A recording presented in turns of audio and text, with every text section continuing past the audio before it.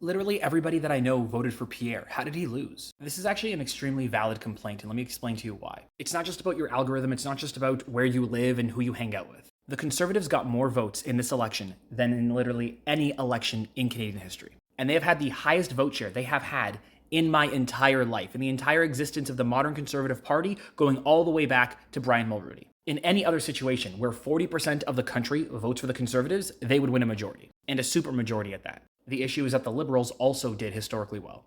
More votes than they've ever gotten in their history in terms of voter share. It's not their highest ever, but it is up there. And that is going to make people feel isolated because it is very possible that literally everybody in your family and all of your friends voted for the same party and you have been disappointed. Those people are not wrong for being upset. Now, if they start jumping into conspiracy theories about how the election was rigged, I can't help them there. But if you encounter somebody who's disappointed in the election results and they're saying something like that, just be honest with them. Be like, yeah, man, like that really sucks. Like this was the election with the most amount of concentration of votes in Canadian history. I mean, I didn't go back all 155 years, but as far as I'm aware, more votes were cast for the two main parties in this election than in any other election. This is the closest Canada has ever been to an American-style election where literally half the country votes for each party. And once you drop the block, it's kind of like half the country voted for each party.